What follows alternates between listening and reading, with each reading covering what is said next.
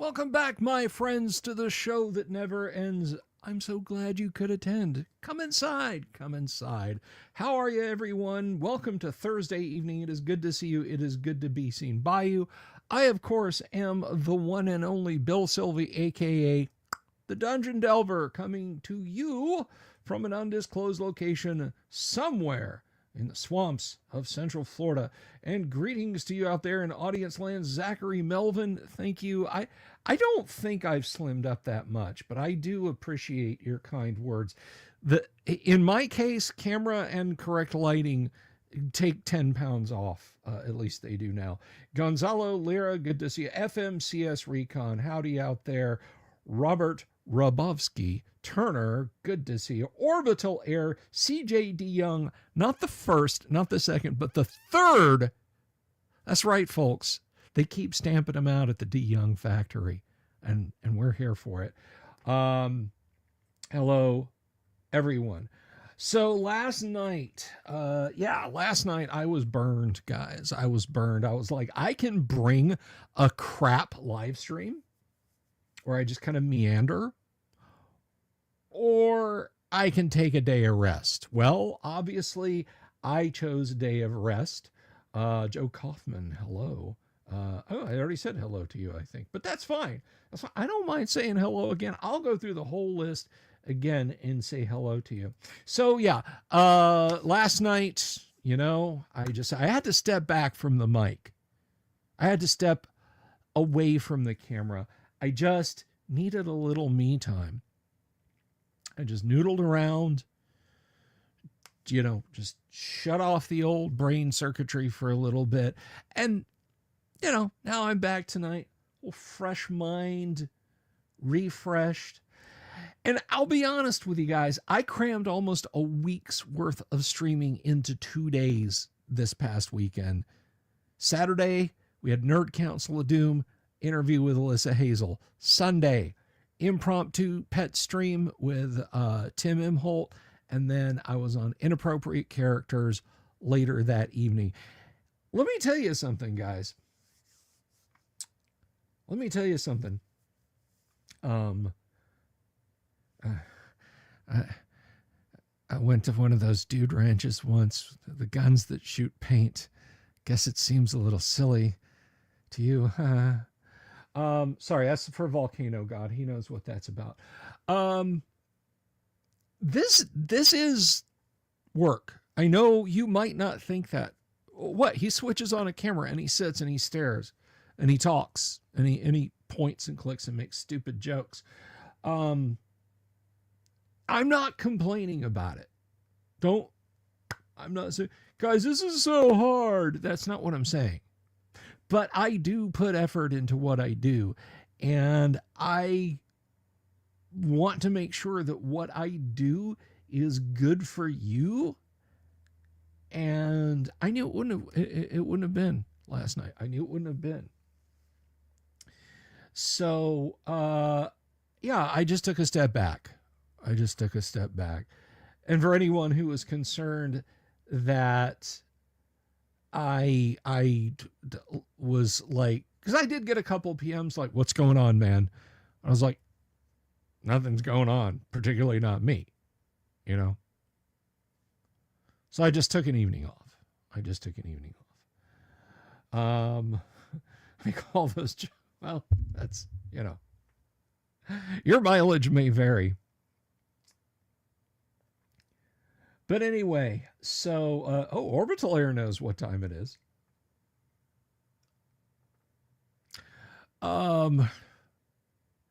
It's a great accent. You ought to be on TV with that accent. Yeah, Rob, I mean, I have to be on, and there's an effort to it, I can't just like stare off into space and collect my thoughts. I do sometimes, but I shouldn't. And it's an effort to not do that, to think about what comes next. We have got some good discussion coming tonight. Let me ask you a favor. If you're just stopping by and you're like, I haven't the faintest idea what you're talking about. Do me a favor, if you would, click the subscribe button, and if it doesn't automatically click it for you, click the bell icon for notifications to find out about what it is exactly that we do here. What it is exactly that we do here. Mostly 5 nights a week. Sometimes 8 times a week, right? You know, Nerd Council. Well, that wasn't here. So 7. You know, interview with Alyssa, live stream with Tim.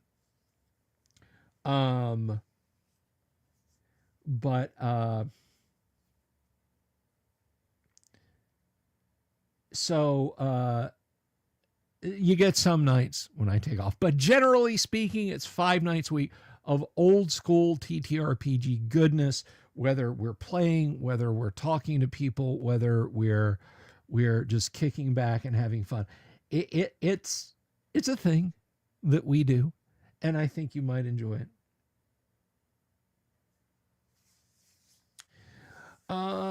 What would I say that I do here? Well, if I'm being honest, I probably do 15 minutes of actual work every week. But anyway, so yeah, I apologize for missing last night. I apologize for denying you guys some Kyle Goodness awesomeness. But I had to take a deep breath and step back. Michael Connor says, as Neil Bortz used to say, he had a face for radio. Your statements made me think of that. Yeah, well, I too have a face for radio. I have ruined myself for internet anonymity. I live right out here. You know, there is no 100,000 subscriber face reveal. There is no, well, you know, I can just fade back. I mean, I could fade back into the woodwork, sure. I mean, there's 6,800 of you guys and change, almost 6,900, I think, of you guys now. But that's not a huge amount. Outside of a nerd convention, who's going to care? Right? Nobody's going to walk up to me on the street and say, oh my God, you were the Dungeon Delver. Where's your channel, man? No, that's not going to happen.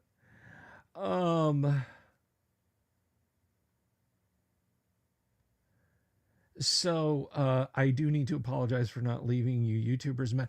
I posted on the Discord. I have to go to Publix like anyone else. That's right, Rob Turner. I got to go to Publix like everybody else. So anyway, that's that, and that's all I'm going to talk about that. Better stuff to talk about. Guys, I have already gotten a few orders for the new run of miniatures, 3D print of miniatures. I have a beholder set, so there's 99 beholder sets left. There are 48 owl bears left. There's still 50 Umber Hulks, and there's still the Umber Hulks, and what else was I gonna? Hang on a second. I got to bring up my own list.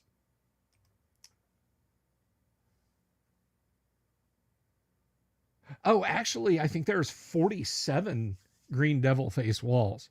I think I've had some of those. So the beholder sets, they're all starting to move, guys. They're all starting to move. CJD Young III okay, send me an email. My email address is going right. It's right there. I know it says PayPal Direct, but that is my email address. See, I live out there. Send me an email and tell me what you're interested in. Beholders, Grenadier and Tom Wham, the OD&D Chinasaur and AD&D Owlbear set, the Tomb of Horrors Green Devil Face wall, and the Kit Bashed Umber Hulk. I have what I think is the closest looking AD&D Umber Hulk mini anybody does out there without you having to spend a few $100 to get a Grenadier Umber Hulk Mini. Shoot me an email, and I will I will send you pictures of what's available. The prices are $35 for the Beholder set, $35 for the Owl Bear set, $25 for the Green Devil face wall, which I have one right here. Let me see if I can just do a jump zoom. You can see that. It is the Tomb of Horrors Great Green Devil face. And I have the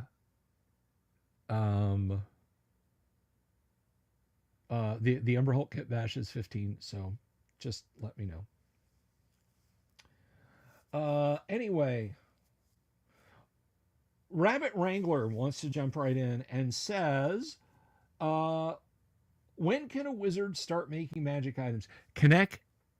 Let me just tell you something real quick. You have got to tell those kids to kick you back some grant money. You squeezed them out. You brought them wet, wriggling, and screaming into this world. Surely they can spare $120 for a set of classic AD&D miniatures.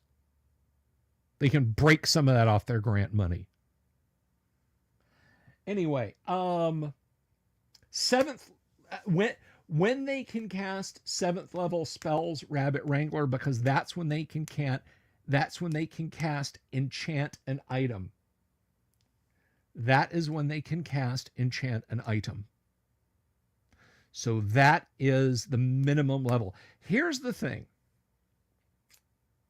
Enchant an item requires permanence unless you want that +1 sword to become a not +1 sword in a few days. But enchant an item is I believe it's a 7th level spell. If it's a 6th level spell, I fully expect someone to let me know.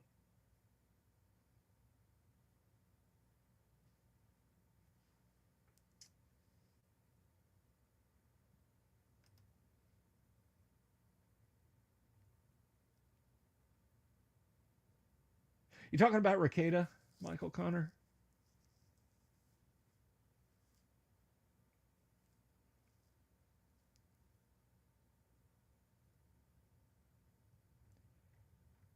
So anyway, oh, no way, Volcano God. That is awesome. That is amazing. That is really cool.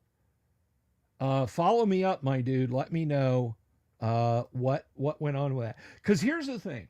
I don't see him in the audience right now unless he's lurking. But we actually have a fan of the show in Chile, Jorge Uribe. Now Jorge is down. You know where Tierra del Fuego is? Jorge is a little further south. He's in a town a little further south of Tierra del Fuego, if I remember correctly.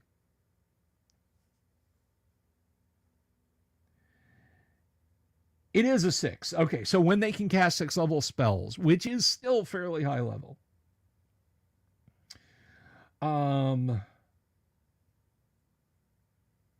But yeah, so it's an interesting bit of serendipity. So what Volcano God is talking about here is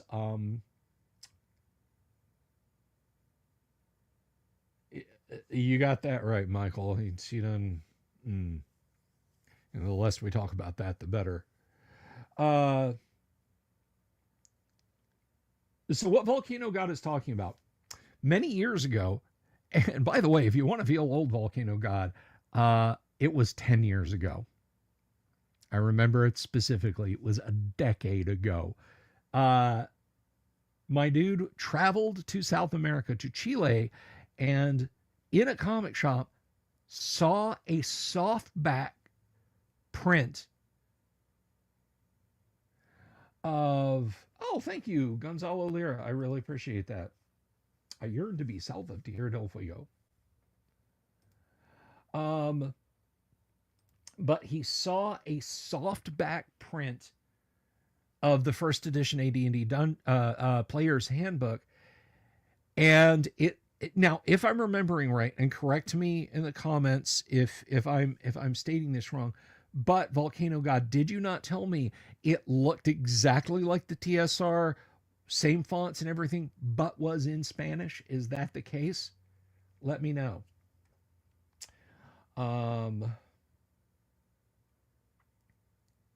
Anyway, Gonzalo, thank you very much for the super. Gonzalo's putting my kids through college. It's a really bad college, but he's doing it. Anyway, so I hope that answers your question. Looked exactly the same, but translated. That blows my mind.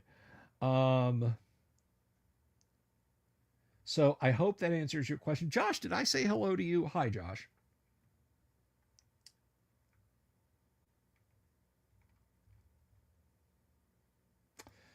So I'm excited to hear what the deal is with this. Maybe. Well, I don't know. See, here's the thing. Chile is like twice as long as California. Chile is a very tall country. Very, very tall.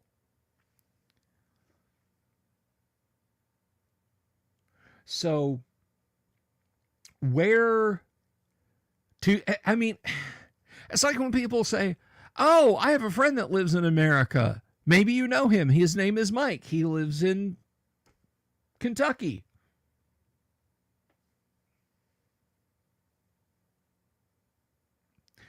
But I don't know. I mean, maybe this guy does income. Maybe we could work something with Jorge and get a copy or two up here in Norte America. So we'll have to see. But again, Jorge lives south of Tierra del Fuego, or maybe a little north of it. He's not far from it, as I recall. Hey, GPA, how are you doing, brother? How you doing? I hope things are going well for you, my friend. I gotta turn my fan, guys. I'm kind of a little warm here. I'll turn my fan on. So you guys tell me if that is like, if you can hear a hum. If you can, I'll shut it back off. But I was feeling a little warm, so I had to turn on my fan.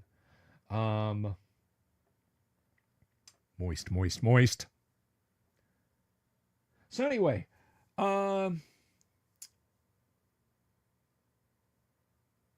let's talk a little bit about the meat and drink of what we do here on the live stream.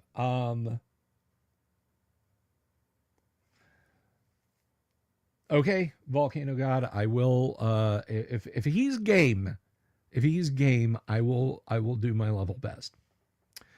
I know I put on we laugh, we play TTRPGs, I have guests on. Believe it or not, the main thrust of this show is to extol the awesomeness that is first edition AD&D.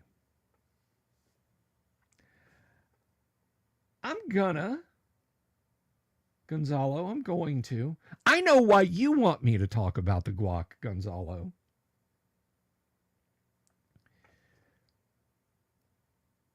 But I love first edition AD&D. It's not a joke. It's not a meme. It's not ironically. It's not just for the show. If tomorrow the internet vanished as if it had never existed, well, actually, I probably wouldn't have most of my AD&D stuff bought back, so that might be it. If tomorrow my show vanished like it never existed, I would still love first edition AD&D. That's what I do. My love of first edition AD&D got me talking to Gary. If you want to listen to me talk to Gary, there is a a video of me interviewing Gary and many other luminaries from TSR. Dave LaForce, Errol Otis, Alan Hammock, the artist Darlene, the late, great Jim Ward, of course, Rob Kuntz, and Tracy Lesh, because it is through AD&D that I fell in love with OD&D also. And I said, according to the internet, Tracy Lesh lives in this town that's one suburb over from me. I'm going to reach out to him.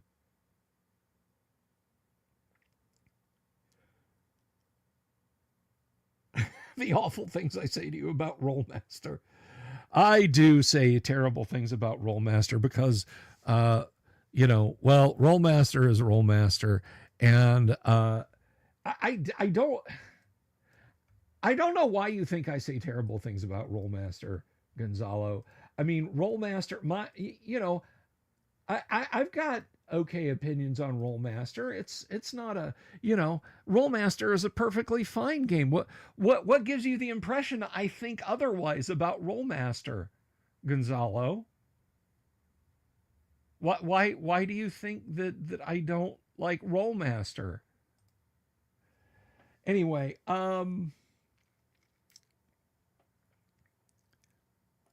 but I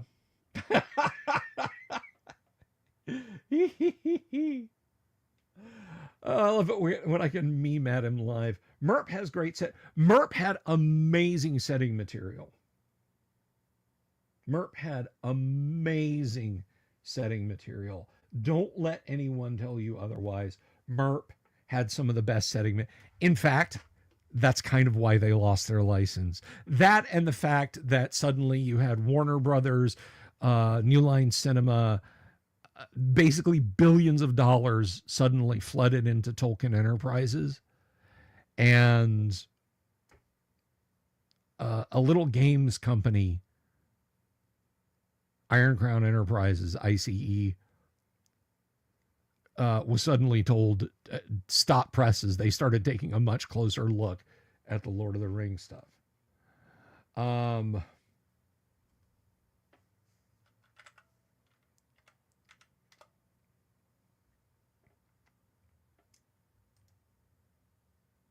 But anyway,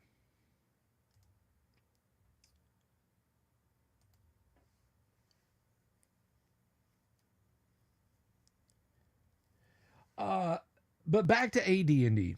So you're gonna hit more times on this show that I will break out the AD&D and dig into the minutia, because it's what I love. And tonight we're going to talk about a pretty controversial thing. This gets people hot to this day. And what I'm about to say may sound dismissive, and I don't mean it to sound this way. All right? I do not mean it to sound this way. If you want something that isn't AD&D, play something else. I don't mean leave the hobby. You are not welcome here anymore. You must go away. Just, if your fantasy TTRPG itch needs to be scratched by something else, something that AD&D does do that you don't like or doesn't do, and you don't like that it doesn't do that, guys, there's tons of RPGs. We were just talking about Merp. Merp, as far as I'm aware, as far as I remember, doesn't have an alignment system, and I don't want it to have an alignment system. If somebody invited me over and said, yeah, we're going to play a campaign of Merp, I'd be like, cool. I would not immediately start extolling the virtues of the alignment system. Games that do things other than the game that you're playing, but you prefer those things to the exclusion of anything else, the first games are the ones you should be playing. I don't know if you guys can see it, just barely, just the studio lights have got it blown out, but up there next to the Space Hulk box, I've got a box of the role-playing strategy war game. Yes, that's a thing. The role-playing strategy war game from many, many years ago from Games Workshop called Blood Royale, where you play the crowned heads of Europe from the year 1000 to the year 1400. And I believe a decade is one turn. Or it may be to the year 1300.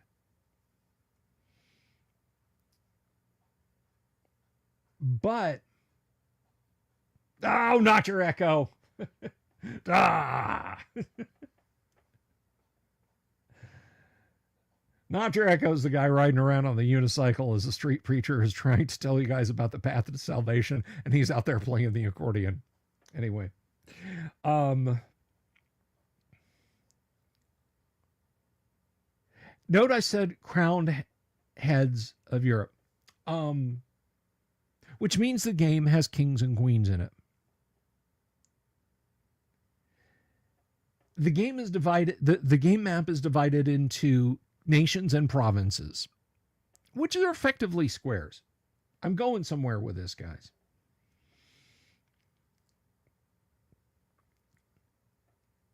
The queen in your game, in your nation, cannot move across multiple provinces in a single go and cause an entire army to fall. But queens can do that in chess. I love chess.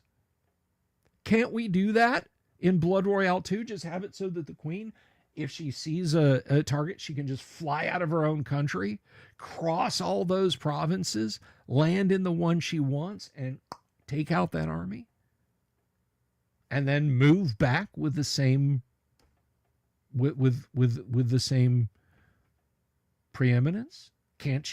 Why can't we do that? Well, what you're describing is in chess, maybe you would be happier playing chess.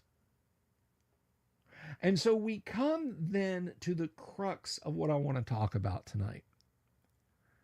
Demi-human level limits. Greetings, Ardu RPG. Good to see you.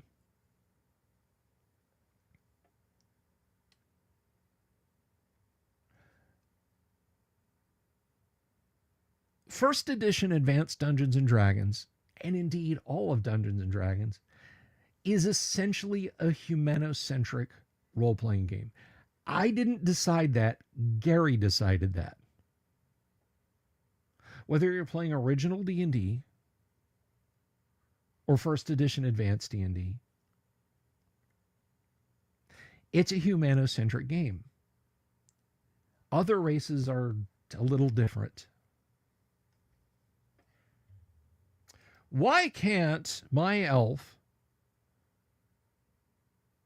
become a 20th level magic user? He's going to live for 2,000 years, or she.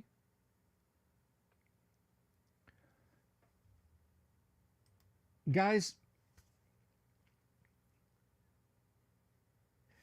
games need a fundamental set of balances.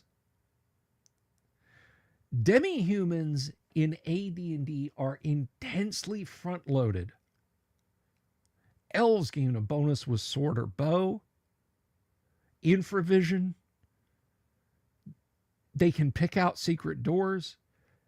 Halflings get infravision and a sneak ability and additions to their thief bonuses that are just bonkers. Dwarves can just, any dwarf, a dwarf fighter can detect traps as long as they're mechanical or stonework, plus infravision, plus find moving, rotating walls. If your secret door is a rotating wall or a pivoting wall, they can find it. Plus, giants can't hit them that easily. And on and on and on. No, but that sounds like something that would be awesome for GURPS or for hero system, orbital air, a low power hero system.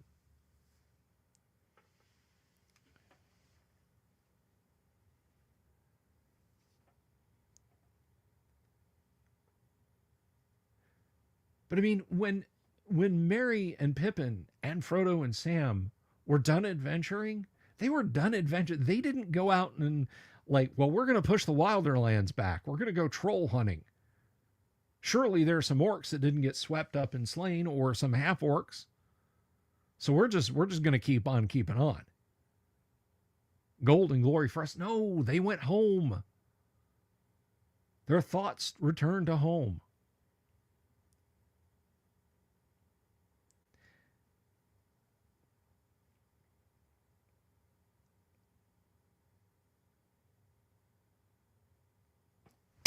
Jorge, were your ears burning, sir? We were just talking about you. Drop me an email. Drop me an email. I have something interesting I want to discuss with you.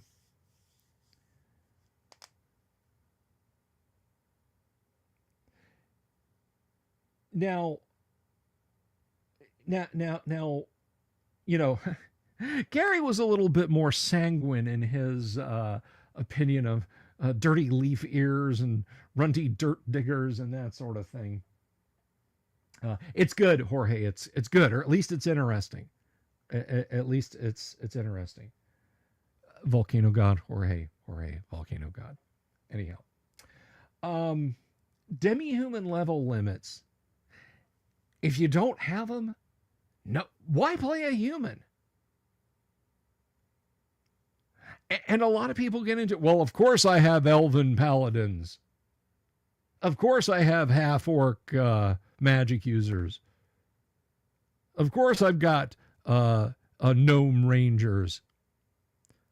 Because at this point, why bother playing a human? Gary was as influenced by Conan, Fafhrd and Grey Mouser, the myriad of Poul Anderson fantasy stories, Jack Vance. These are all stories where men, humans, are the movers and shakers in their world. In many of Moorcock's Champions Eternal books, which I understand he's now retconned them all to be Champions Eternal books, but bear with me, Corum's people and Elric's people, they're all on the decline. Elric's people are fading out of existence. Men are rising up. Men are the new power in the world. And it's the same in the Chronicles of Corum. I don't know about Hawkmoon, but Corum and Elric are of a type. They're basically city elves.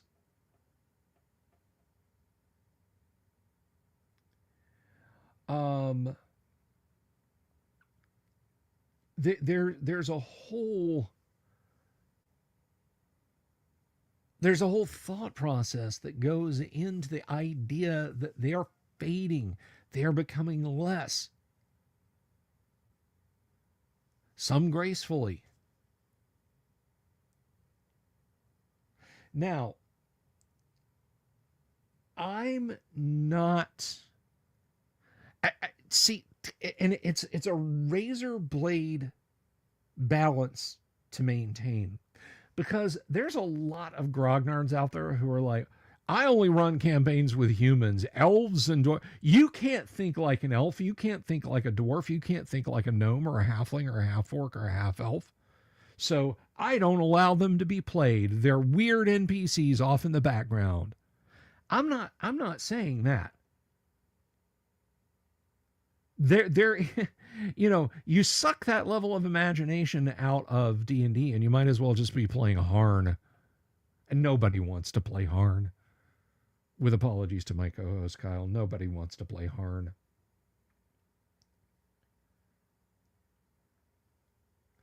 But D&D, despite having that rainbow coalition of available races, yes, races, to play, is it, it's in a very delicate balance. Now, I decry the absurdity of the addition of some races. I decry the addition of some races. I don't like the idea of playable tieflings, drow, half giants, half ogres. Basically, the way fourth and fifth got to be going was they just took the monster manual and slapped player's handbook on the cover.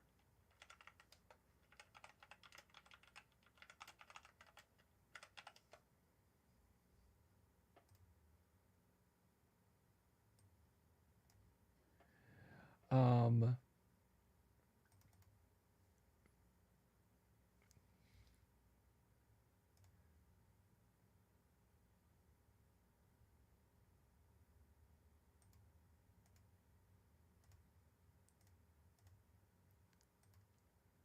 yes, I attacked Harn.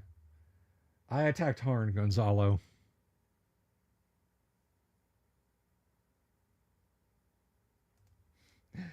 Um,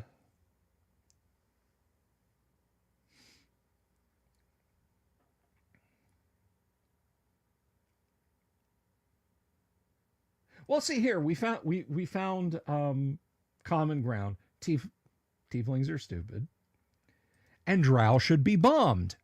We're in agreement.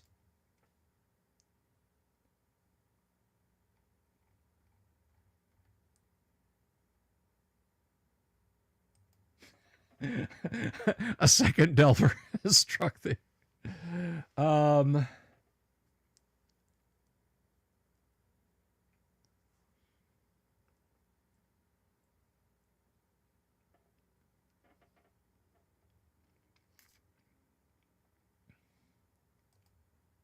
and that's fine, Ardu. Now let me tell you guys something. If somebody said to me, "We're playing, we're playing an AD&D game. There's no demi-human level limits. Gnomes can be paladins. I don't care. That's the way I do it." If it was compelling to me to sit down and play in that game, I would play it.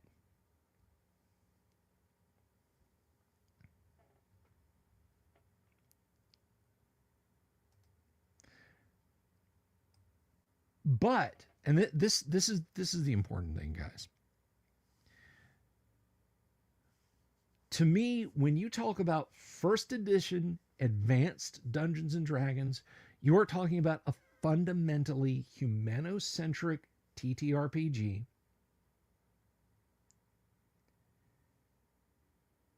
There is a set of rules that work that way. Go back to my example about queens in Blood Royale versus queens in chess. They're two different things. If you said, "Hey, I want to play Warhammer Fantasy Roleplay," I'm not going to say elves are limited to a single career exit and then they level cap, or I stop them at 5 advancements, because it's a different system. I would no more want to play a Warhammer Fantasy Roleplay setting where, again, elves are limited to 5 advancements or only 1 career advancement.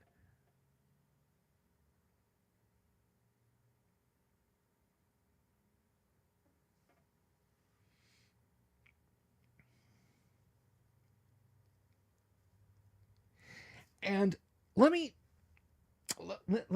be clear. Maybe I should have led with this. Guys, what you do in your home campaign, enjoy the hell out of it. Maybe you've run a game since 1982 and you looked at the player's handbook and said, "No way, man, half-orcs can be paladins. A lawful good half-orc can be a paladin." Sure, absolutely. I'm going to allow that. Maybe that's worked out for you. That's fantastic. I'm genuinely happy for you.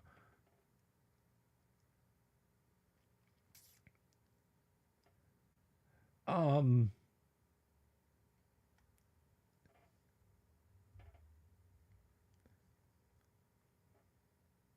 but I see this kind of prevailing notion, and it's strange to me because, again, to go back to that walking a fine line example, there are some hard-headed grognards out there. Like, there was a group going after Rob Kuntz, Hammer and Tong, on Twitter a couple of weeks ago. It was the most ridiculous thing I've ever seen. And they probably would have trashed Errol Otis too. I have interviewed Errol Otis, and he's talked about how he runs his games, and they sound amazing. I would only want to play in a game like that if Errol were running it, mind you. But it is completely gonzo and completely bonkers. And when he described it, he was like, yeah, man, that's just the way we did back in the day. And that's how I still do it. We just do whatever. And it's AD&D, we still have a lot of fun with it.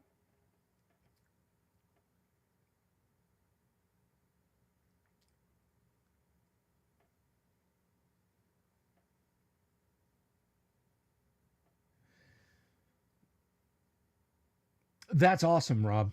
I've got to get in on that. Do you guys want me to see if Errol would like to come back on the show again this spring? Let me know. Let me know in the comments.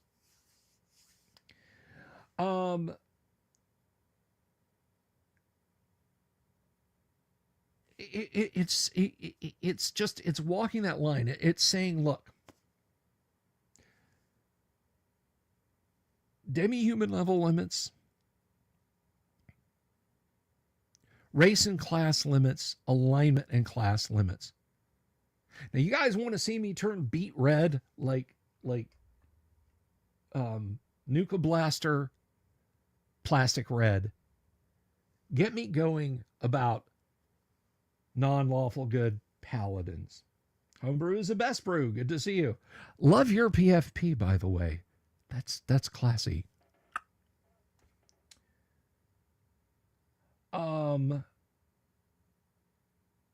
Yeah, you guys know what? I will reach out to Errol. I will reach out to Errol and see if he'd like to come back on the show. No,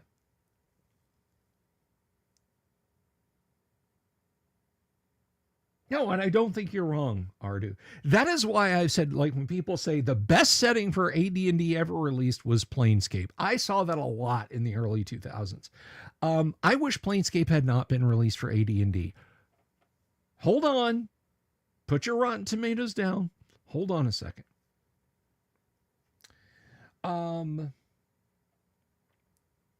Good evening, Matthew Sherman.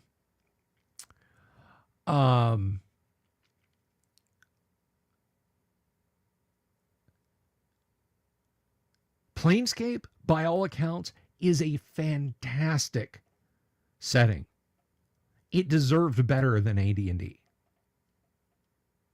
Planescape should have been TSR, like, breaking out and saying, okay, but AD&D was, even in there was only one quarter in the 1990s, as badly as post-Gygax TSR was managed, there was only one quarter in the 1990s when a TTRPG outsold Advanced Dungeons & Dragons 2nd Edition, and that was the quarter that Vampire the Masquerade was released.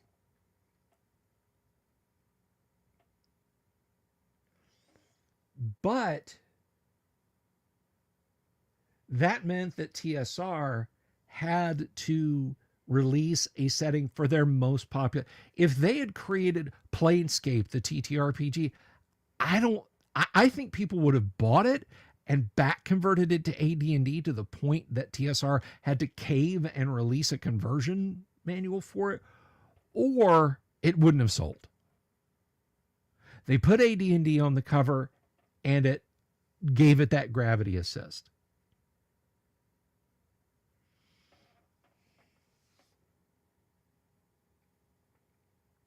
I've actually never played it, CJ DeYoung III.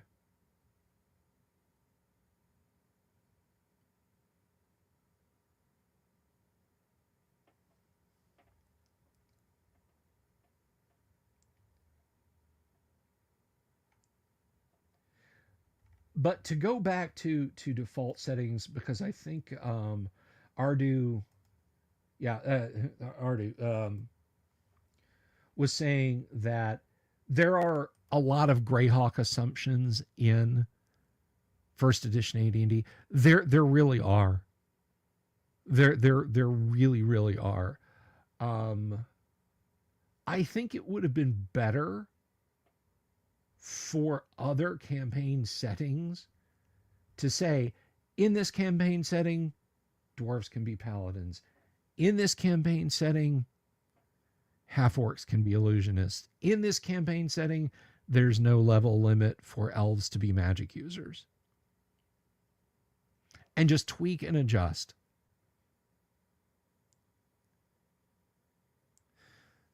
But to come back to the core of what I'm talking about,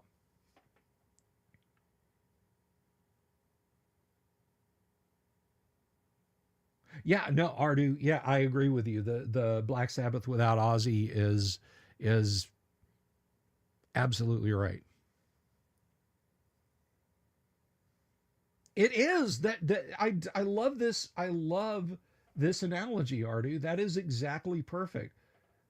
Black Sabbath with Ronnie James Dio is another animal. Now we could probably go full what's his name, Razor Fist, and bitch about Ozzy and his feelings on Dio and his weird ass behavior about that.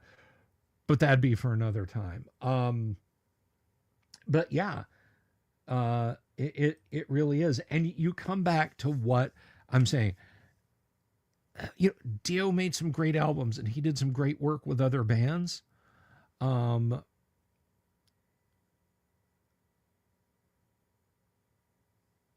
there are other great RPGs out there. Try those. I'm not firing you guys from AD&D. Just try AD&D. Just leave the demi-human level limits in place. I mean, if I was playing AD&D and I wanted to play an elf who was a paladin, lawful good elf fighter cleric. If I was that concerned about what happens when he dies, lawful good half elf fighter cleric. You're front loaded on your cleric abilities. You don't get the horse. You don't get the lay on hands. You don't get the protection from evil, but you get spell casting right off the bat. And you could do that with a half orc.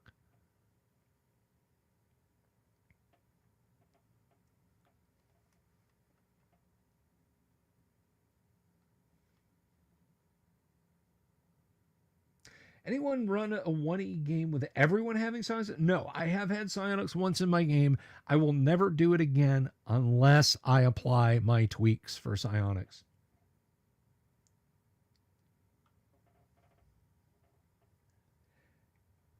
And I'm gonna blow your minds. I hope this shocks you guys to the core. I really do. It is possible to love other RPGs as much as you love first edition AD&D if you love first edition AD&D. I think Warhammer Fantasy Roleplay, you guys can't see the book I'm pointing to. I'm pointing at it like you can see it. I've got the book over here. I think Warhammer Fantasy Roleplay is an amazing RPG.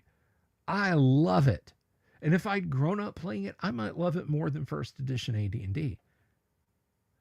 Call of Cthulhu, that is my jam. That scratches my itch too.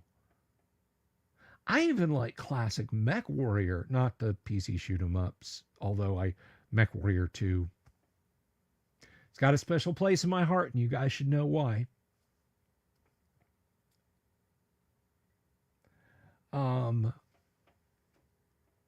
But I've got a wall of RPGs here that I love.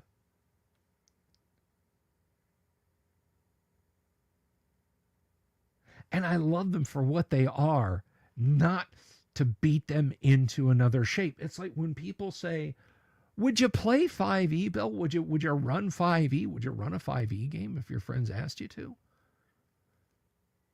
And I say, would you let me put house rules in it? And if they say yes, then I start naming the things I'd put. I bring in the AD&D save system. I bring in the AD&D system of multi-classing. I bring in the AD&D XP tables. That's about it. But those things, oh, and I'd flip armor class. Those things are radical enough that at that juncture, why not play first edition AD&D? Anybody would be perfectly within their rights to say, dude, why don't you just play AD&D? I'd understand it completely if you were just like, just play AD&D.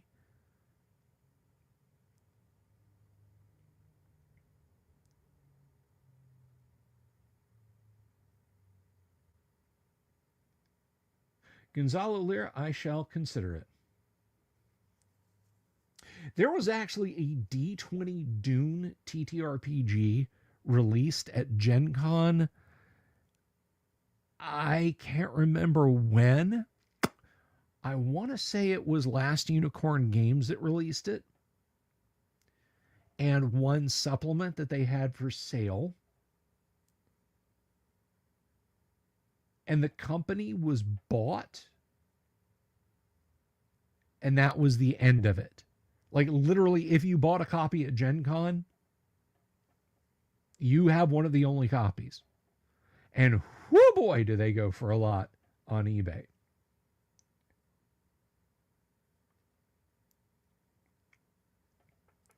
And that comes back to something that I think is a little bit more pernicious.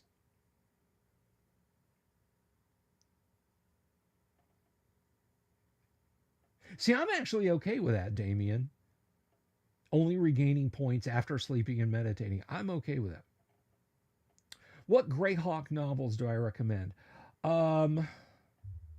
So I want to put a pin in that, Zach, and then I'm going to come back to it, Zachary Melvin.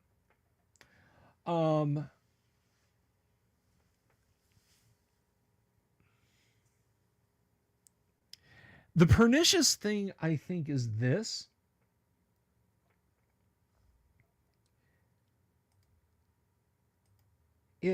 I think there's people out there, I've always felt like this, that there's people who wanted the cool hip factor, ye oldie schooly factor of saying, yeah, you know, I went to Gary Con. Yeah, you know, I play micro light white hack.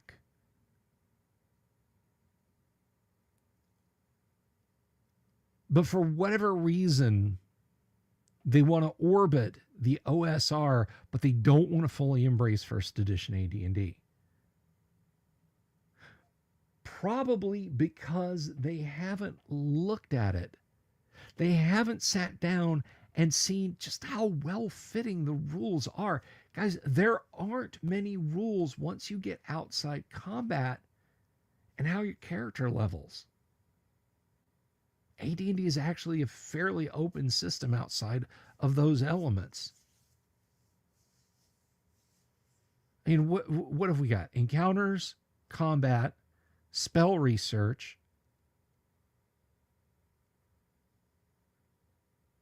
character leveling, gem value detecting, and that's largely it for capital R rules. And granted, there's a lot of subsystems in there. But I just think that it's that there's this desire to prop up a 1E Dungeon Master screen, but not do the legwork in some people. Or maybe they buy into the bullshit that's in. I got one super chat. I can drop a curse word. That's in the front of that stupid history book that Wizards of the Coast put out, and that Gary's an awful person. I can't be seen playing first edition AD&D. Ardu, of course you can ask a very controversial question. So while you're typing your controversial question, let me come back to this. Gary's Gord novels are a very good way to go. If you're talking about the Paul Kidd books and so on and etc. That is a good question. That is a good question, Ardu.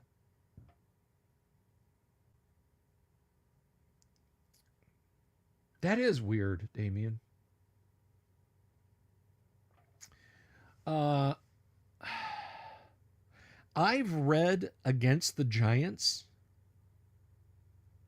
It started off so good.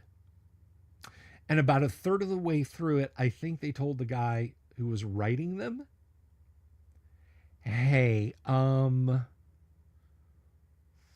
we are, our budget's really limited.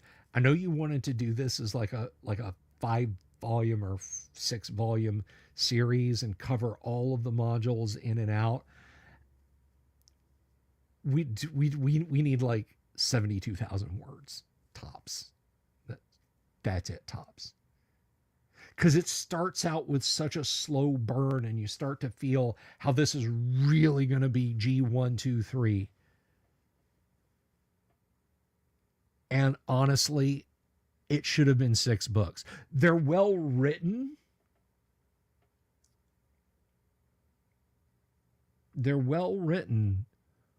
But gosh, I wish they'd been longer. I haven't read Descent into the Depths of the Earth or Queen of the Demon Web Pits. Although someone spoiled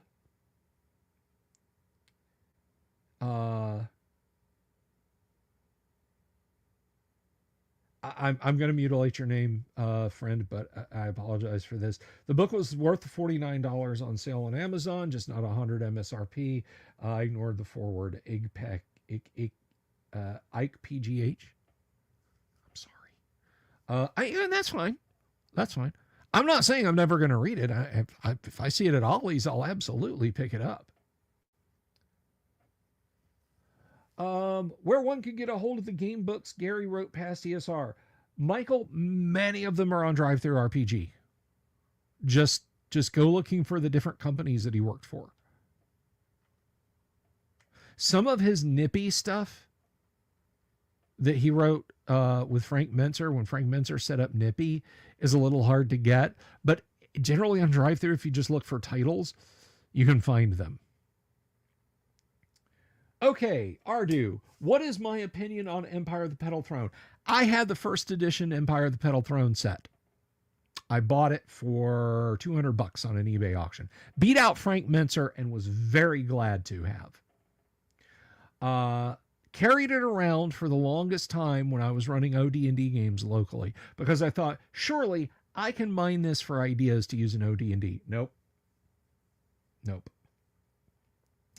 That first edition rule set opens with a page written in Talsanoi, the language that Professor Barker invented for the EPT world, for Tikumel. The game requires you to learn that language, to suss some things out. For those of you who don't know what we're talking about, Empire of the Petal Throne is a wholly unique and exceptionally detailed and richly crafted fantasy setting created by M.A.R. Barker, who passed away a couple of years ago. And Professor Barker really richly detailed this world out. The setting is such that basically there is a tropical vacation planet 5,000 years in the future, in our future, that was heavily visited. faster than light craft traveling to and from and around the planet weakened space-time to the point that space around the planet eventually collapsed and thrusted into a micro universe. The whole solar system it was in was thrust into a micro universe. This cut them off from the galaxy. It threw everything into chaos. Technology fell back. And when the game starts, it has been like, I can't remember if it's 10,000 or 50,000 years in that planet's future where humans are just now fighting back because they had really suppressed local organisms. Like just beat them back into the hearts of the jungles, kept them in zoos, that sort of thing. Well, when the space-time continuum fell apart and they were broken off into a pocket universe,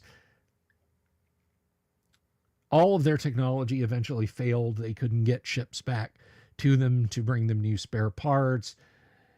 Humans were on the brink of extinction, so on and etc. So it's been like 15 or 50,000, so many thousands of years. Flint napping, yes.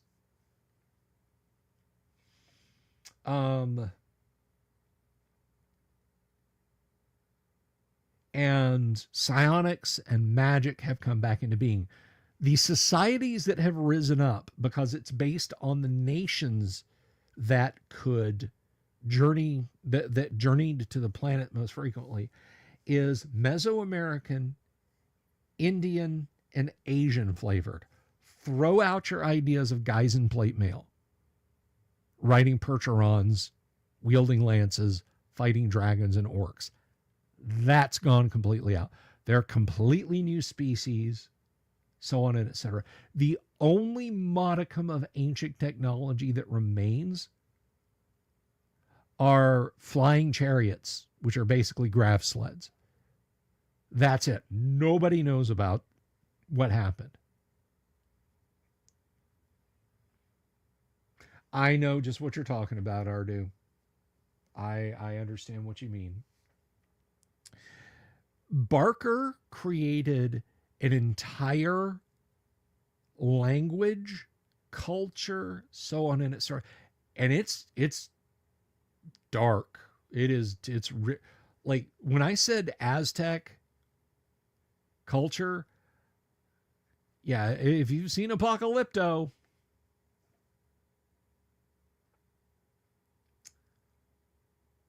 yeah, and that's a regular thing.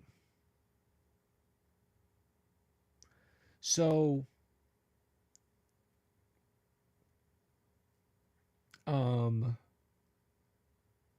William Dale asking the controversial questions.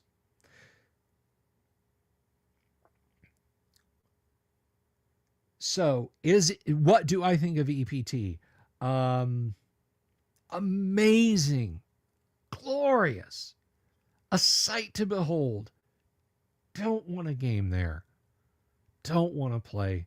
I took a bath and sold the box set for half what I paid for it. I needed the money. Literally, when I bought it, like that week, I lost my job. So I had to flip it.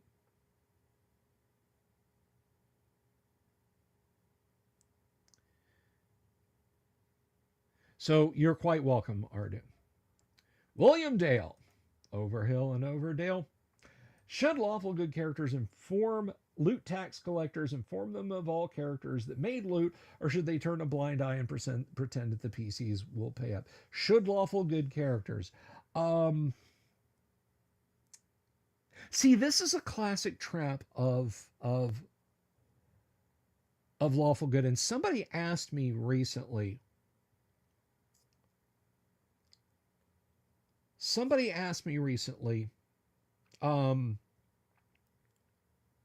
what alignment I thought Robin Hood would be. And I said, lawful good. And a lot of people said, no, he's neutral good. Oh, he's absolutely chaotic good. Look at all the laws he's out there breaking. He's robbing people.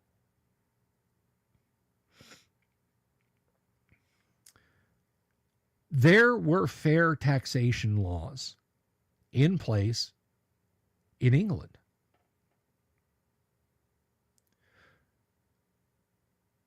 John the Bastard,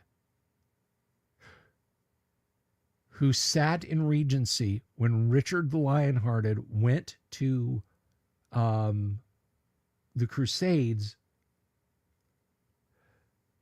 John is the one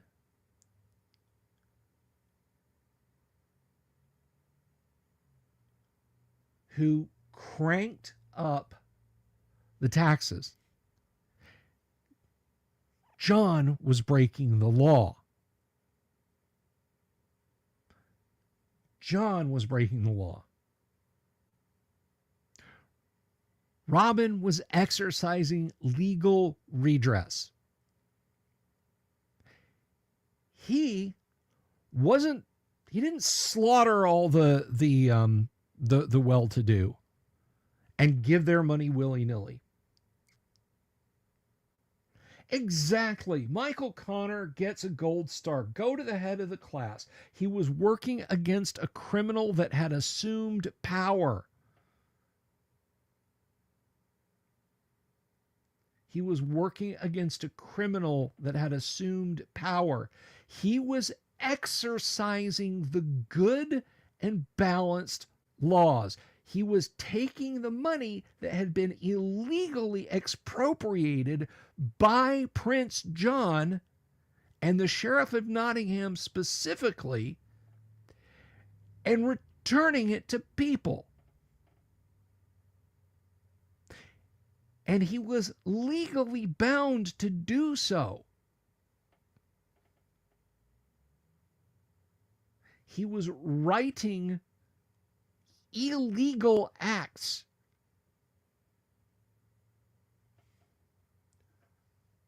Robin Hood, lawful good. I will kill on that hill, by the way.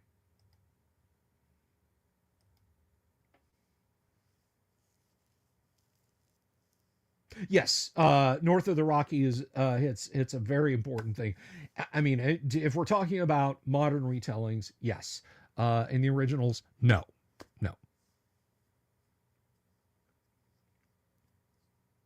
Yeah, and it's right. It says it right on the tin, Rob Turner, outside the law.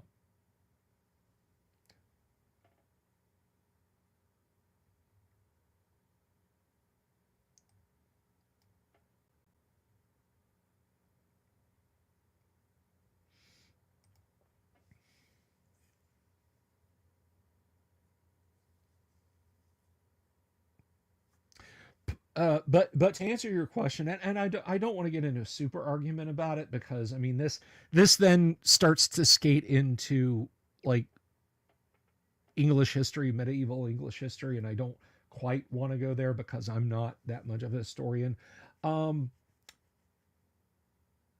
but lords have a legal obligation to treat their subjects fairly. And what he did was so beyond the bonds of fair.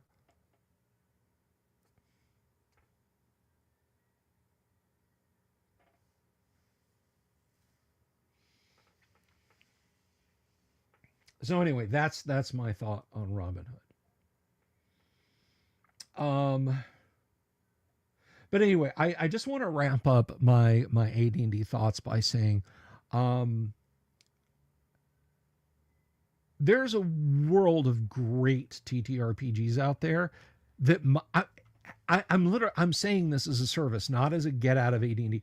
You might actually like still love playing AD&D, but if there's an itch that needs to be scratched for you, give Warhammer Fantasy Roleplay a try.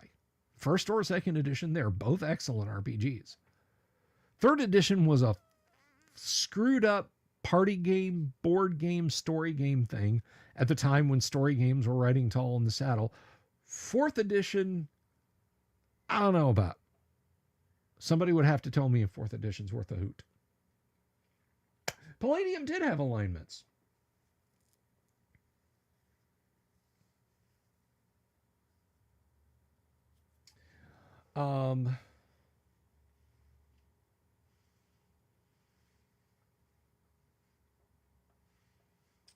But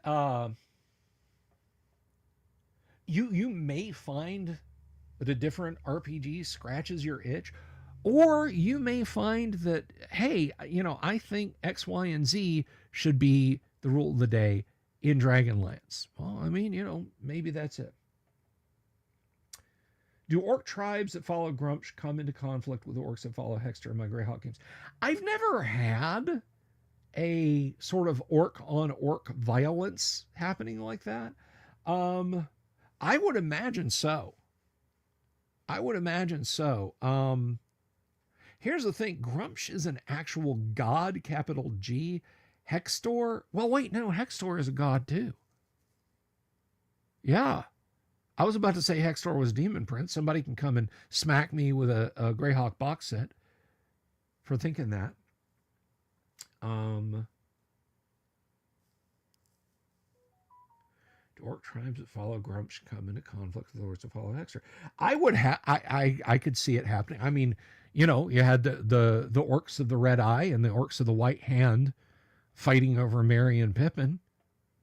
I mean, that's a pretty good example,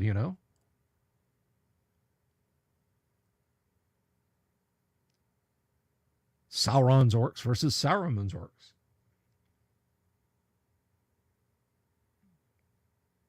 Yes, but then you would have to, Michael Connor, to play that, what you'd have to do. This is a bit, here, let me pull this out and show you. Don't buy Zweihander. I'm just going to flat out say, don't buy Zweihander. Don't support the person who made Zweihander. Buy this if you want to play Warhammer Fantasy Roleplay, if you want to try it out. Get this on DriveThruRPG. Good night, Josh. Be well. Thank you for hanging out. Get this on DriveThruRPG. And send it off to Lulu and have it printed. Or take it somewhere else and have it printed. If you want to play Warhammer Fantasy Roleplay, buy this or second edition on DriveThru and have it printed.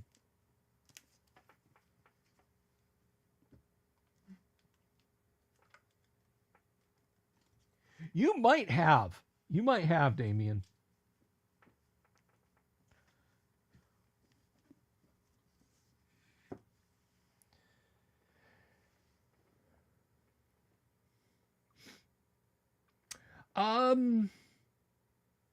You can ping me about it on socials, Michael. Zweihander, the book makes a great coaster. Or if you have a little furry friend, a kitty litter scoop.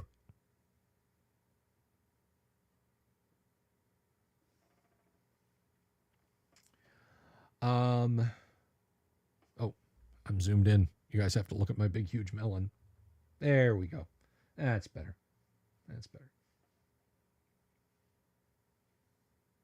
See, Gonzalo, it only took me insulting Harn and Rollmaster. It just took me burning down two systems you love to find one that we both agree on. Yes, Ironcaster.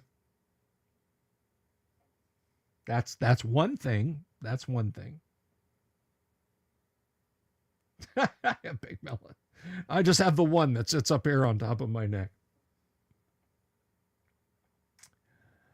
All right. So because Gonzalo is going to be upset if I don't, let's talk about the GWOC, the Great Underground Online Gaming Convention. What it is.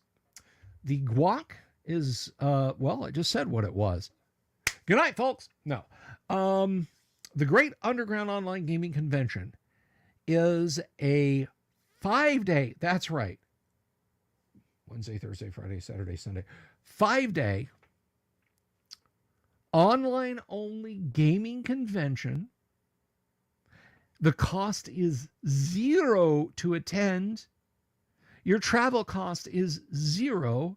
Your hotel cost is 0. A badge costs you 0. The only thing you have to pay for, if you want to, is some of our fabulous merch we've got this year. And we have got some great merch. Once again, Dungeon Minister has created an awesome piece of merch for us. And Sky Hernstrom, who has been on this show more than once, Sky has created some awesome art. Guy's an artist, a writer, a gamer,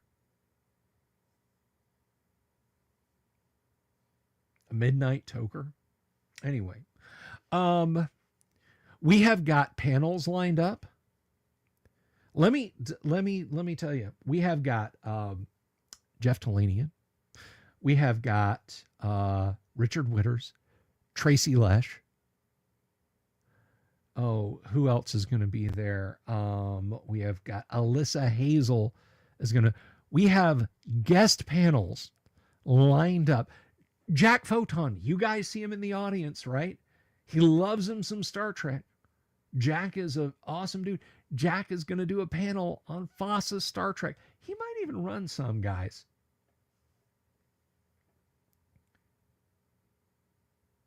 So we're going to have a great many awesome panels. I'm going to be running stuff. Gonzalo Lear is going to be running stuff. Doomsword's going to be running stuff. And you can run stuff too. In fact, I would really like it if you did. All you have to do, folks, all you have to do. Oh, and did I mention the Wheeling Dragon will be running a game of Labyrinth? I'm excited about that. You should be excited about that.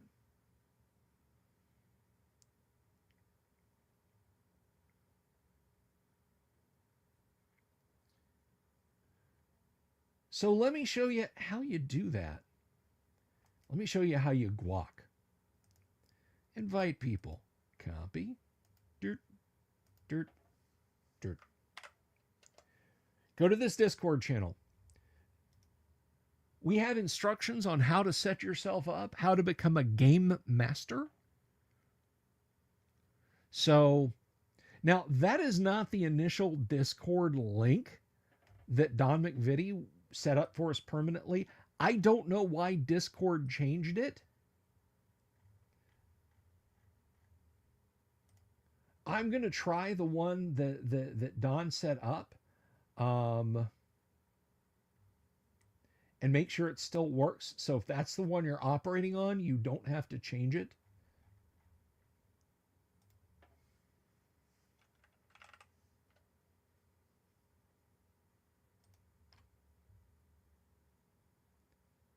There it is. Okay. Let me scroll around here.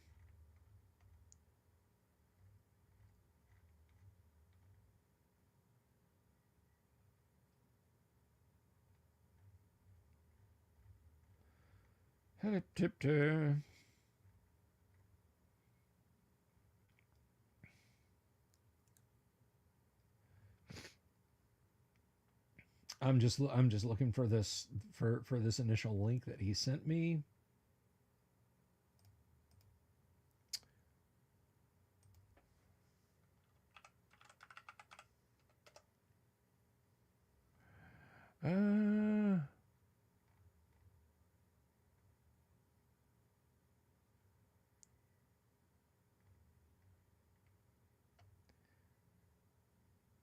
I'm working. I'm looking. Okay.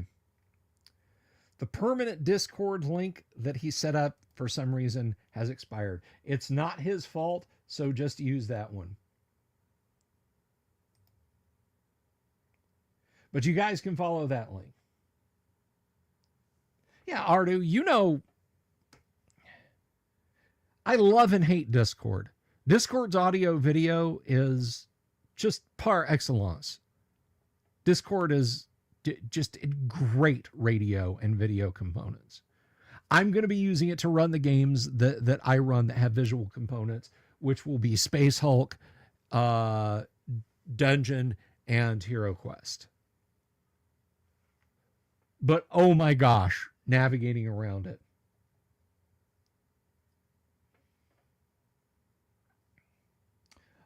Frank asked a question. How do I handle xenophobia for lawful good characters, such as a paladin performing subjectively evil acts to an orc, but not out of the realm of being acceptable to his god?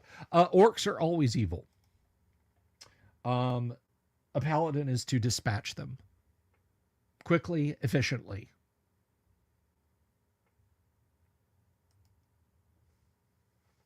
It's not xenophobia. Orcs are monsters. Orcs are always evil. If there are good orcs, they are treated as insane and killed by their respective tribes. Or they flee and they live off in the wilderness and are never encountered by characters.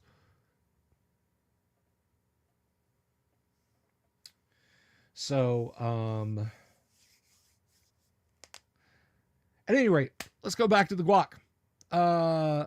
Games galore, panelists galore. It costs you nothing unless you want to buy some merch or throw in the tip jar for myself and my staff, which is Doomsword. But I leave that up to you guys. Frank, thank you. Oh my gosh, brother. Thank you so much. Wow. Thank you for the super. Now I don't have to worry about losing money on this chat. I can say fuck.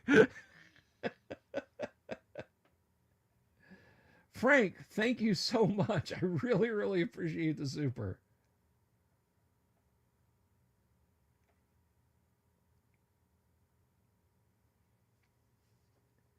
That really helps. That really, really helps, man.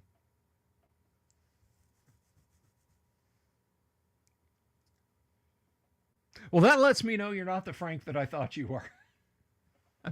I'm kidding. I'm kidding. Well, damn, I was getting ready to wrap up, but I feel it necessary. Frank just bought himself. So, any other questions, Frank? Any other questions? Ask away. You have bought a sheaf. Guys, just to be clear, no one has to super chat me to get an answered question. It is lovely when you do that.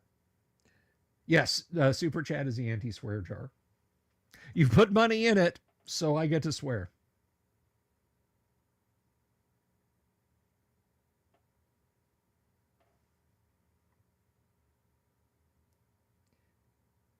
Can give me pork roll, egg, and cheese, if you please, with some gravy fries.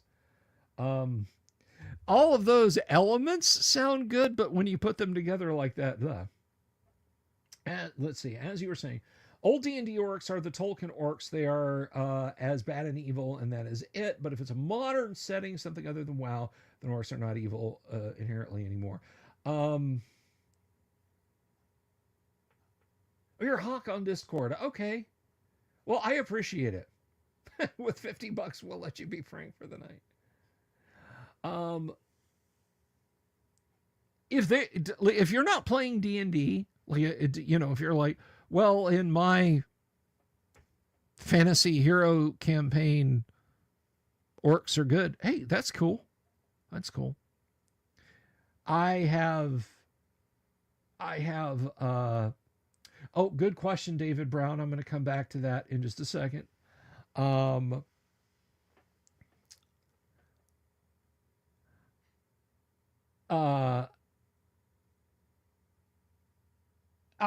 have very strong feelings on the removal of orcs as an evil monster from D&D. You are ripping away at its foundations. You are tearing away at one of the characteristics that makes D&D D&D. Slay the monsters, take their treasure, save the kingdom.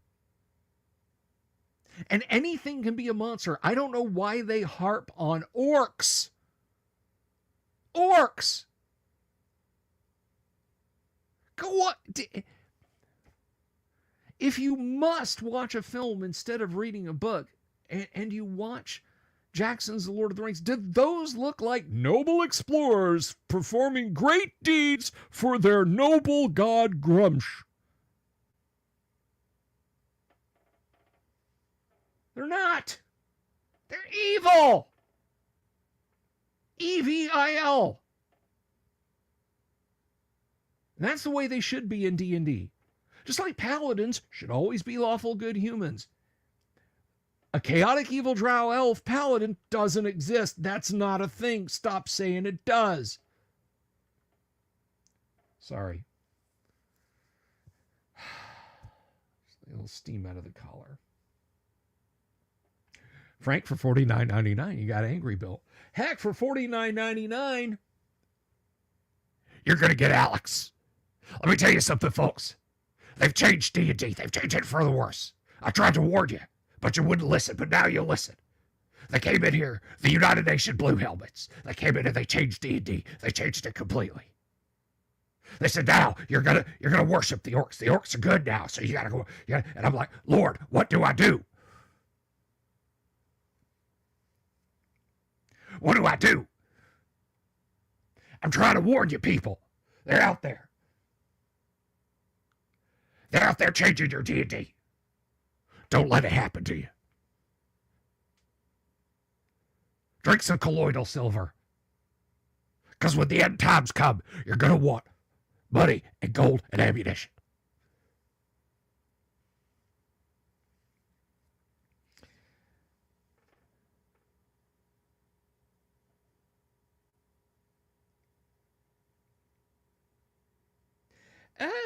William, that's a good question. I mean, he certainly could have. He would have been within his rights to do so for the duration. That he stayed a bunny was odd, but I hope you appreciated that, Frank. I don't bust out the Alex Jones too often. C.J. DeYoung, the third. He's royalty, folks. He's part of the royalty system. They're putting stuff in the water. They're putting something in the healing potions to make the orcs good.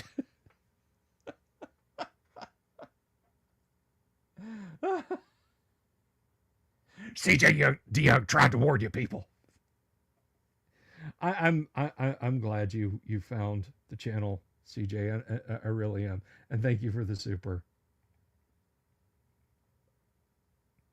He might have, William.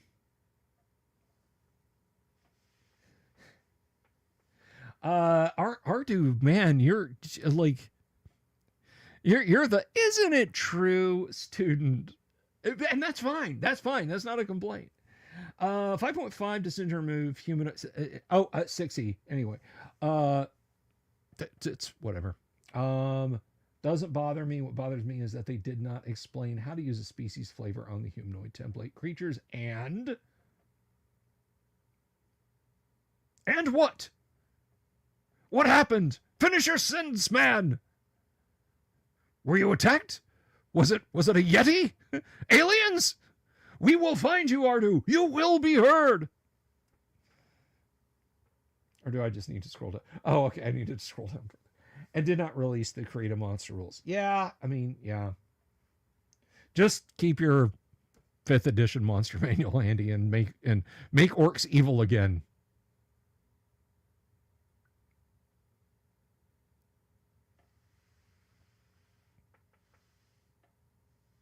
Moia. Why is it not auto updating? Oh my gosh.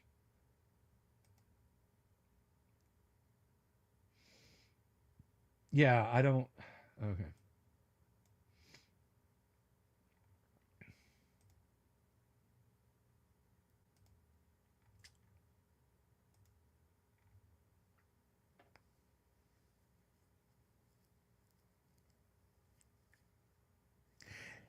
Ardu, you hit on something important there. You hit on something very important. Any species can be evil. Anything can be a monster. Anything. Look, in the AD&D Monster Manual, do you know what's in there in addition to orcs?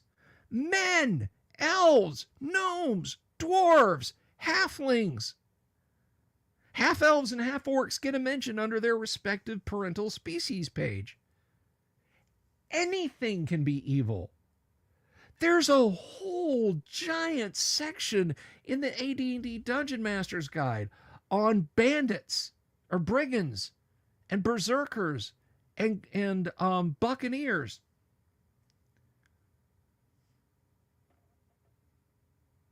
They're types of men that are specifically evil. Gonzalo coming back. Everyone is here for my passion about first edition, and you bring your passion for other things, and that's fine. The best music to put on for creative purposes. Am I an 80s metal kind of guy, or do I like soundtrack scores that set a fantasy? Okay, for creative purposes, it depends on what I'm doing. If I'm painting miniatures, I have a classic rock list that I listen to that is generally pretty laid back stuff. I don't like jangly, like I'm not going to put on like, you know, It's Hard Not to Shake with a Gun in Your Mouth by Zao when I'm trying to paint a miniature. That just don't get it for me. But some Stevie Nicks, or other Fleetwood Mac, or Steely Dan, Bob Seger, Steve Miller, the Eagles, stuff like that. Perfect miniature painting music. Writing, I actually don't like music when I'm writing. I find it distracting. My mind starts to wander and think of the lyrics. If my creative endeavor is setting this table up with massive Dwarven Forge setup, which I don't know how the lighting is going to look here. For those of you who are new and don't know what I'm talking about, yeah, you can't see that at all.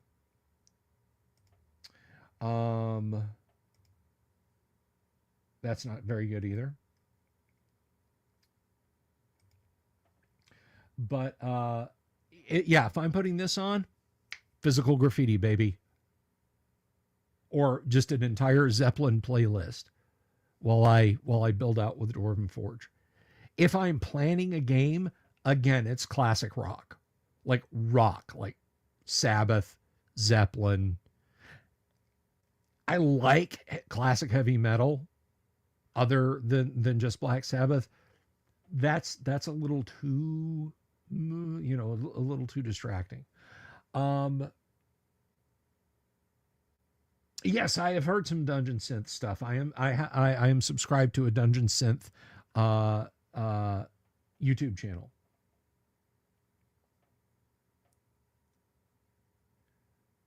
DM Rar. I paid for Unrar, so I should be able to read this question. 4 sessions a week of D&D using second ed lore on races, meaning that drow are evil, orcs are evil. If they want to play half orc, I will tell them, sure, but you will need to RP in certain. That's fine. That's fine. That sounds awesome.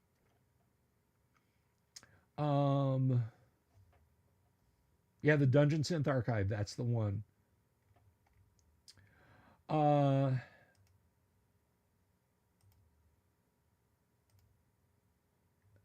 So yeah, that's my music jam. I actually, when I'm playing, I don't like to have music on. I can't do it on the channel for obvious reasons. Even paid free music will get struck sometimes. Hell, I'm waiting for the day when somebody strikes my channel because I have a song that Bob Antone gave me but is on his YouTube channel too. And the same for my open license to use Summer Mountains by my friends over Bards of Greyhawk. But I find that fantasy music is peaking too soon or too late to really fit what's going on at the table. And if I'm constantly listening to it and going back over like, I got to play this song, got to play this song, got to play Immigrant Song for the big fight that's happening. I mean, Immigrant Song is 2 minutes and 38 seconds long. I know it feels longer, doesn't it? It's 2 minutes and 38 seconds long. How much D&D combat is that? And do you really want to listen to it on a loop for an hour or two? For a 10-minute fight in AD&D? No, you don't. So I tend to not lean too heavy into music while I'm playing. You clapped your hands in a video and got a strike once. Not surprising. Alan Parsons, that's a good choice, William Dale. Yeah, not Nintendo music. Oh, Lord. I remember when Metallica put a concert on Twitch, like they broadcast to Twitch, and Twitch's Autobots like muted it. Like no one could hear it because it was copyrighted music, which is so sweet. They so deserved that. Do I have any of those old TSR sound CDs? I do not. Conan the Barbarian soundtrack is pretty amazing. That is one that I will also put on when I am setting up the table for a game. Yeah, I mean that was phenomenal. North of the Rockies, let me tell you guys, I have told this story many, many, many, many times. I do not stream on Facebook anymore. The reason I don't stream on Facebook anymore is a video that was a couple of years old. One of my first videos that I streamed ever, really. I got a copyright strike notice, and they said that they had disabled the video on my Facebook page. Because, and it was back when I used to go for like 3 and 4 hours. 3 hours or 2.5 hours into the video, they said that I played 1 second of copyrighted music. Their copyright system had detected from, 2:29:03 to 2:29:04, I played copyrighted music. Until or unless I addressed that, they couldn't put the video back up. I went looking for a way to talk to a person and explain to them just how patently fucking stupid their contextless fucking robot was. And to please take that strike off my video, because at the time, I stupidly thought Facebook was a good place to build a fucking brand. It's not. Facebook is a dead end. Don't use it.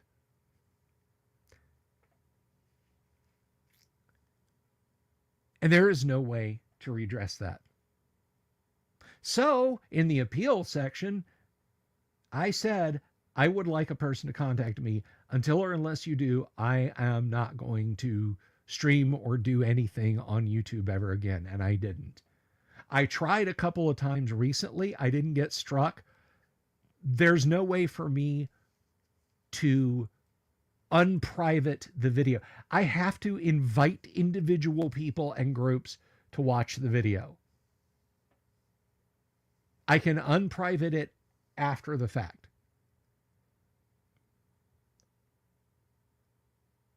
I'm never fucking using Facebook for anything other than static promotion again, and keeping in touch with a tiny number of people who still use Facebook and I still like.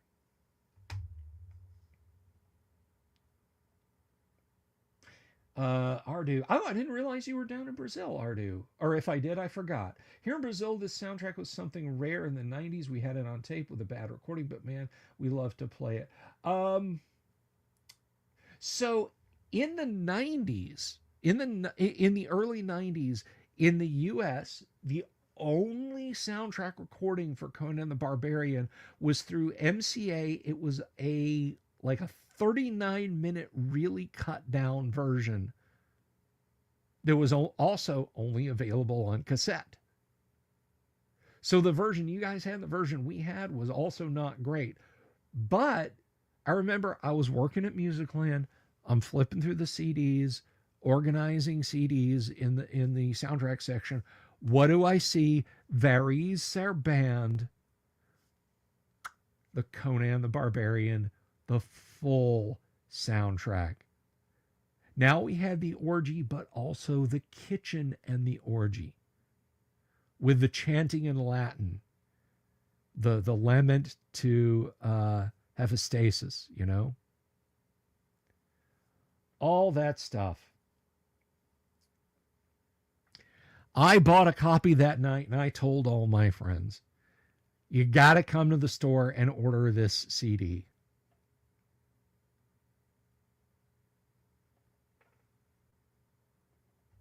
So there is a full hour length version. The extended soundtrack. Yeah.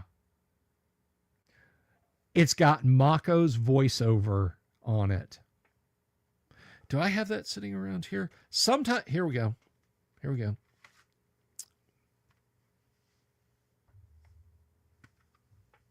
Right there. So this is the track listing, if I can see this. Anvil of Crom, Riddle of Steel, Riders of Doom, Gift of Fury, Wheel of Pain, Atlantean Sword, the shine on that, Theology, Wifing, Leaving / The Search, Mountain of Power, Tree of Woe, The Kitchen, The Orgy, Funeral Pyre, Battle of the Mounds, Death of Rexor, Orphans of Doom.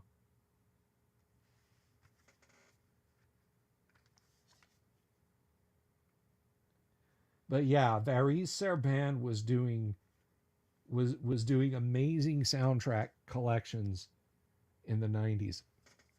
I have the next to impossible to find Graham Revell soundtrack for Hardware on Varis Serban. Love that one. The Hardware soundtrack just, it goes hard. Fantastic.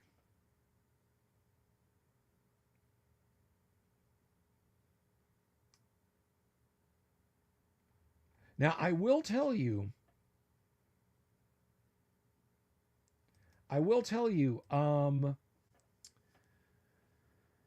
there is there's a playlist on YouTube. And if you know how to use a scraper, I'm just saying. I wonder if it's still for sale. I know it was out of print for a good while.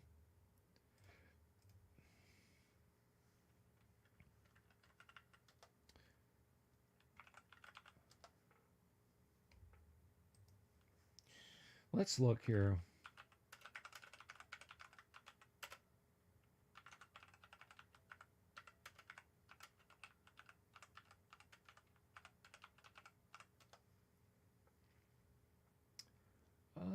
Maybe I should take that off.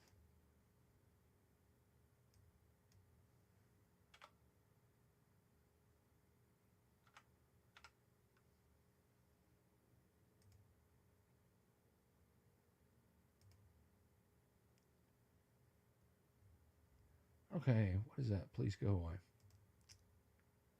Okay, so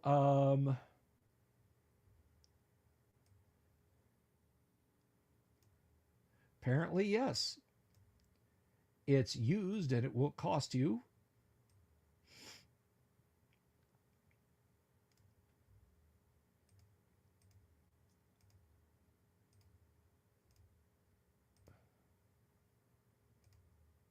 Now, they do offer it on streaming. You can listen to it on streaming.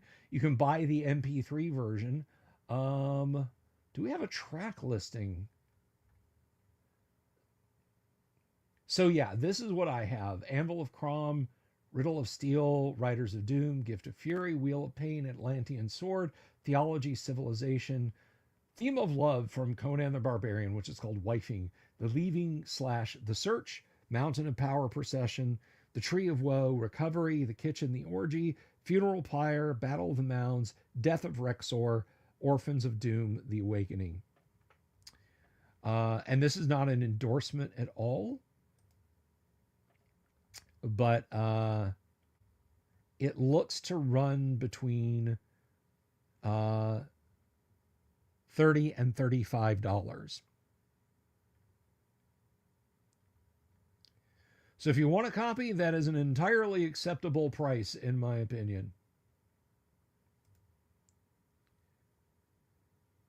An entirely acceptable price, in my opinion. We can go back and see. Go back.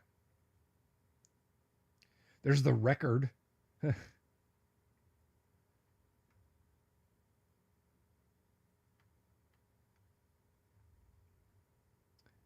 But yeah.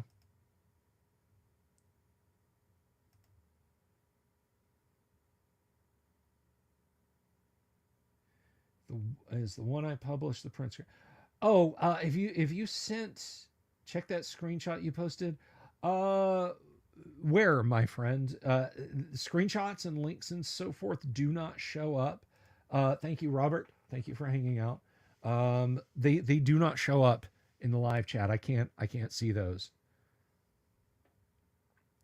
So if you sent that over somewhere, you're gonna have to tell me where.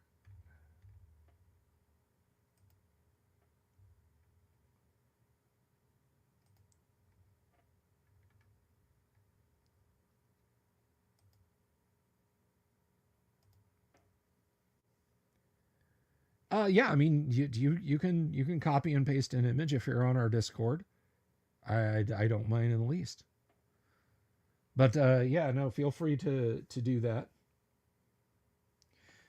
So apparently, there's even more Conan the Barbarian soundtracks out there because, again, the one from MCA that was only about half of that stuff was all that was out there for the longest time. So yeah, you'll have to send it to the Discord.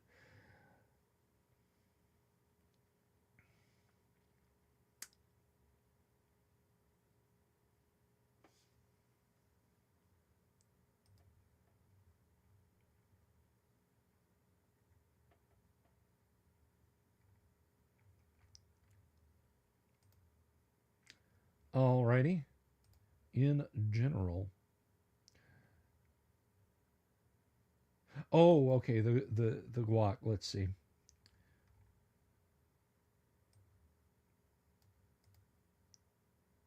Oh, yes, yes, yes. Okay, I'm aware of that one. Yes, that's not the one that I have, but yeah, I'm aware of that one. That's a great one too. I actually sometimes when I pull up the playlist, um, when I pull up the playlist on YouTube, that's the one it goes to, and that's pretty awesome. Guys, I'm gonna hit the bricks. I think I've held fourth on North of the Rockies. Thank you very much. I really appreciate that, guys. I super appreciate the super chats. Gonzalo, thank you. Frank, thank you so much. CJ DeYoung and North of the Rockies, guys. That is just fantastic. Thank you so much. You guys literally help keep the lights on around here when you do stuff like that.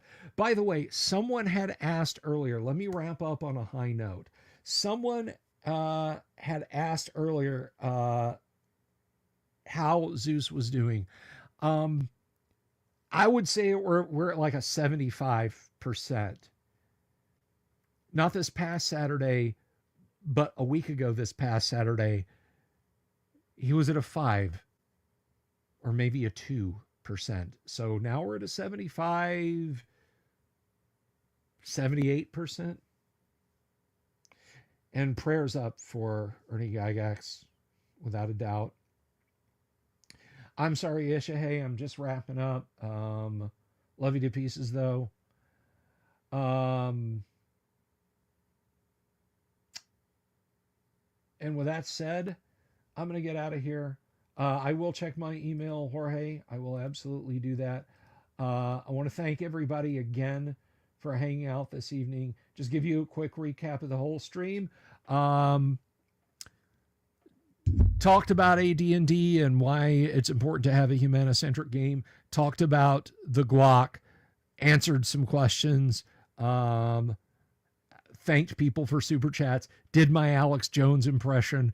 Talked about the Conan the Barbarian soundtrack and wrapped up the stream to you. Good night, everybody. Be good to each other. Take care. And let me warn you, the owl bear, you don't super chat.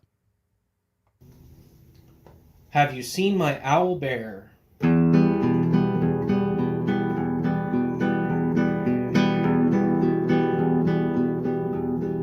Here's to all the weirdos everywhere in the woods and in the air. Have you seen my owl bear? Should I shave off all my hair? Bobs are all around, some live in tunnels underground. Some are fat, some are rich, some are sleeping in a ditch.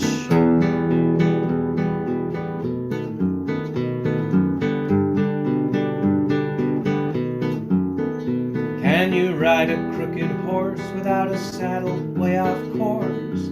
Naked as a toad, all the way to Smoky Joe's. Have you seen the little creep driving fast in his little green Jeep?